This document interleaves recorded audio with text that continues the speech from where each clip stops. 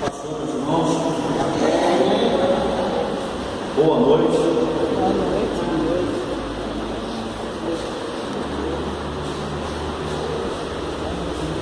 Vamos abrir as nossas Bíblias, o livro de Lucas,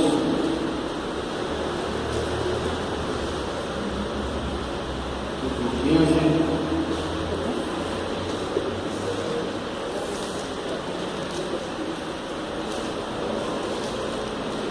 Lucas, capítulo 15.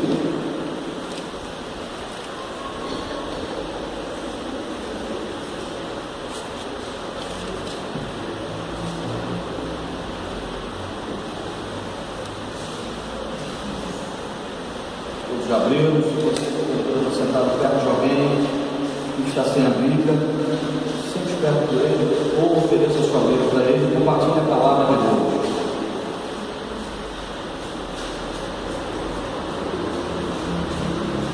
Lucas capítulo 15, versículo 11. Leiamos.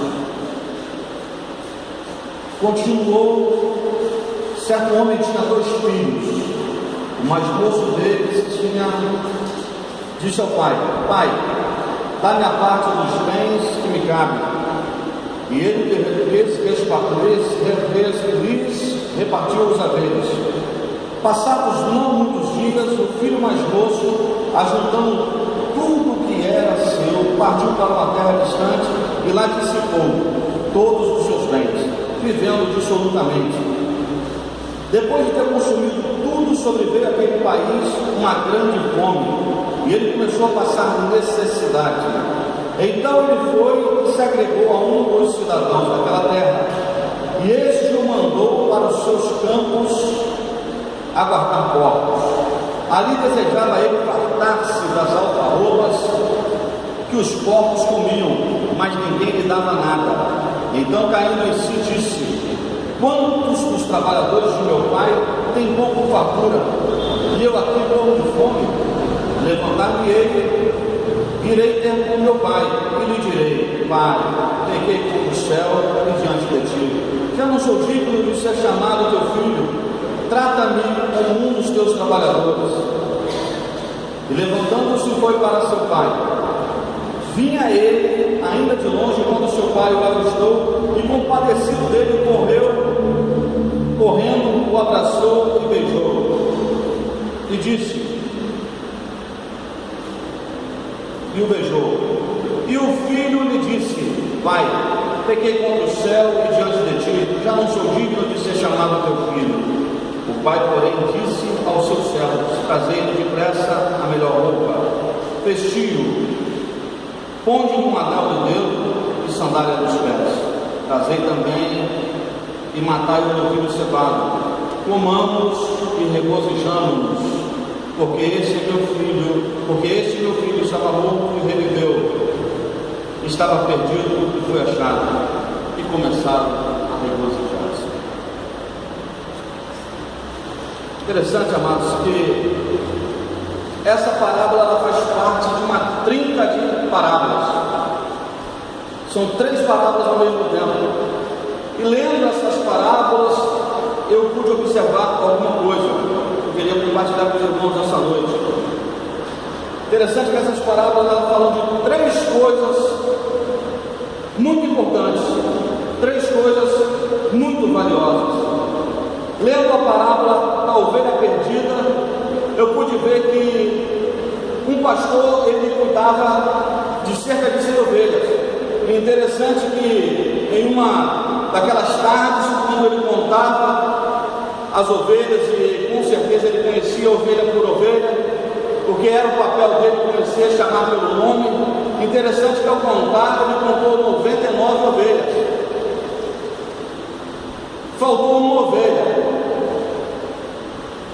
Nós sabemos que em meio a um rebanho de ovelhas, se tinha 100 ovelhas, era fácil saber que a maior parte daquelas ovelhas eram fêmeas. Porque se você contar uma população, em qualquer lugar, qualquer que seja essa população, você vai ver que a maior parte da população é feminina. os animais não são diferentes.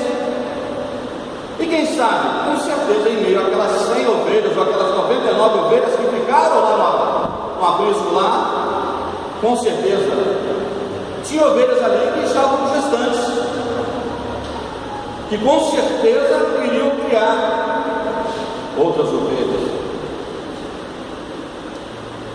Quem sabe um desses pastores não poderia dizer: não vou atrás daquela ovelha, porque aquela ovelha é rebelde. Foi bom, e realmente ela saiu, porque na verdade ela não recebia supervisão, ela não gostava de estar sendo olhada. Ela realmente fez o que deu no coração dela, ela foi.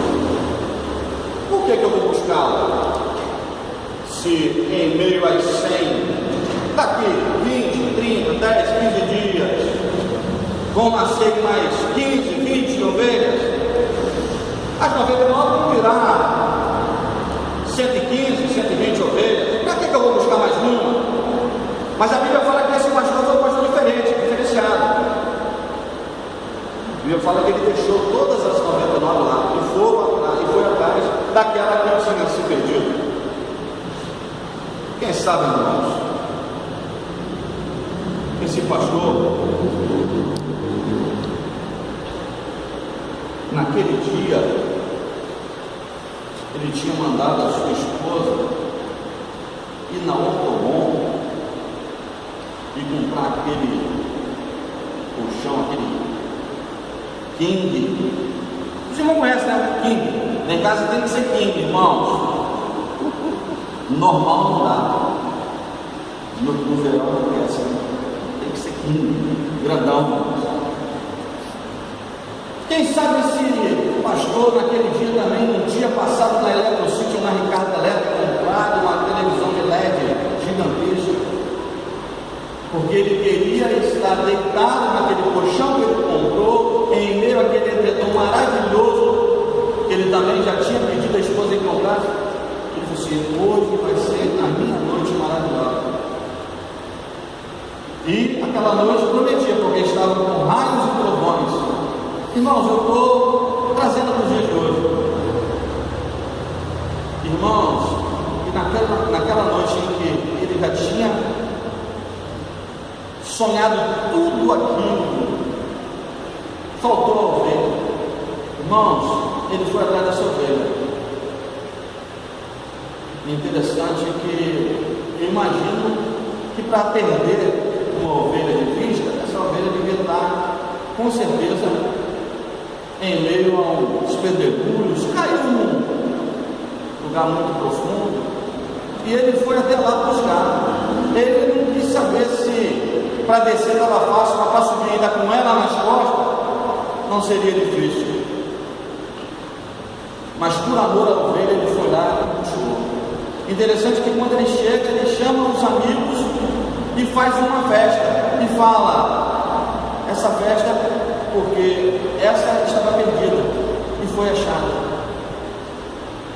Irmãos, logo depois vem uma parada da dracma perdida. E hoje eu estava fazendo uma caça na internet, querendo saber o valor de uma dracma.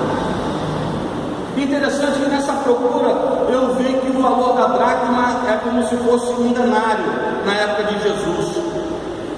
E para os dias de hoje, trazendo o valor da dracma para o dia de hoje, é como se fosse de 50 a 70 reais.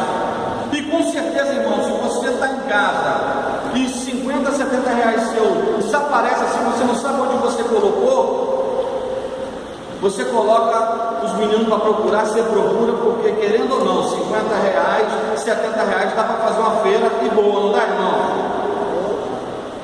E não foi diferente com essa mulher, ela botou todo mundo para procurar, com lamparina, com vela, com aquela do lampião. E interessante que quando ela achou, ela também fez a mesma coisa. Ela chamou as amigas e se alegrou porque tinha achado algo de valor que tinha se perdido. E interessante que essa dracma ela se perde dentro de casa. Então é até estranho quando fala assim, a dracma perdida. Como que você pode perder algo que está dentro da tua casa? Aí logo após vem a parábola do filho pródigo. E interessante que essa é a parábola de uma família. Mas não fala, não sei se vocês já repararam, não fala da mãe. Não sei porquê, não me pergunte. É uma família que não tem mãe. É uma família que tem pai e 2 filhos, um mais novo e um mais velho, primogênito.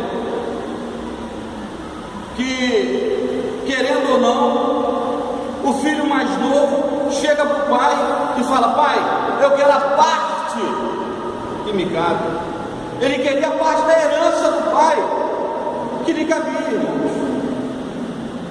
Interessante, irmãos, que eu nunca faria isso. Porque quando você chega para o seu pai em vida e pede a parte que lhe cabe, é meio estranho, porque parece que você está gorando, ou agorando, né? Antigamente o pessoal falava: está me gorando, está querendo que ele morra. Mas esse rapaz era um rapaz corajoso, e a Bíblia fala que o pai não foi lá, pegou a parte dele e deu para ele, não. A Bíblia fala que o pai foi lá e pegou a parte e dividiu para os 2. Era para ter pego a parte do que pediu, porque o outro já estava em casa, o outro não pediu nada. Mas é interessante que o pai vai lá e pega a parte dos 2. E a Bíblia fala que esse jovem não demorou muitos dias, ele saiu de casa. Irmãos, aqui a gente faz uma paradinha aqui. Uma coisa a gente tem que entender: nós que temos filhas, nós temos que entender que mais cedo ou mais tarde seu filho vai sair de casa. Vai ou não vai?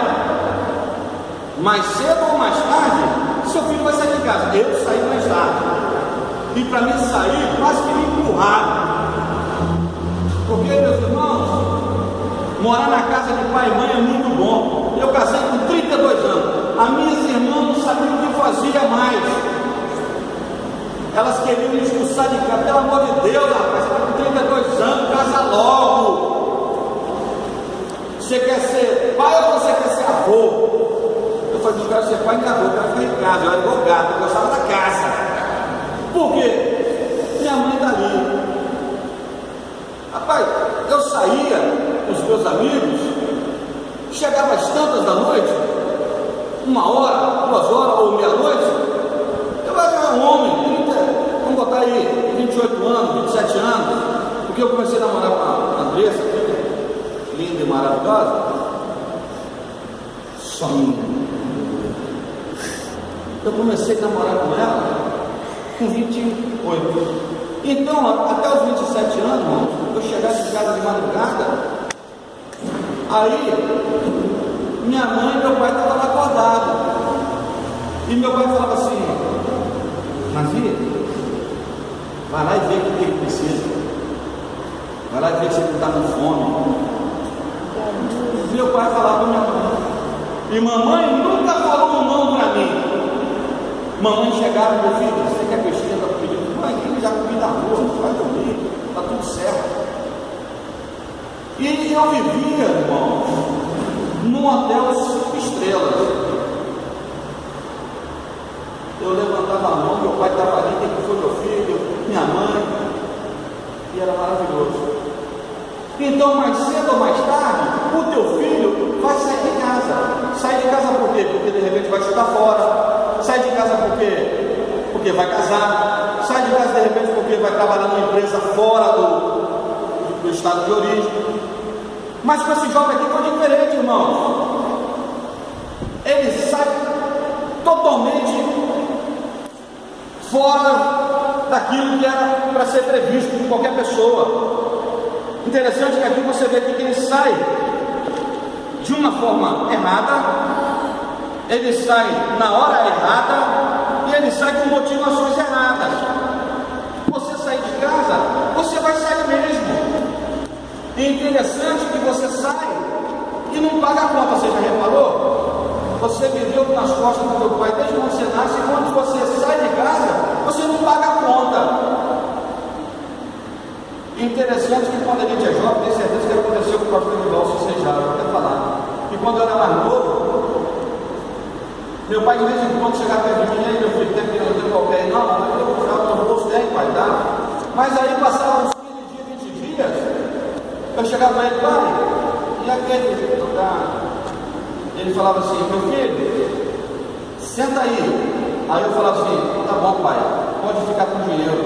Porque eu já sabia que a história que havia era, meu filho, você já contou, uma vez ele falou comigo, você já contou, meu filho, quantos pratos de comida você já comeu aqui? Papai já deu? Você já contou assim, chinelo, tênis, sapato, roupa, tudo? Tá bom pai, não precisa falar nada não, fica com o dinheiro, tá tudo certo. Mas o interessante é que esse menino aqui, esse rapaz, ele querendo viver o que a vida tem para dar, interessante que essa palavra aqui era tão bom se tivesse bastante adolescentes aqui, né? Porque os adolescentes são meio que revoltados.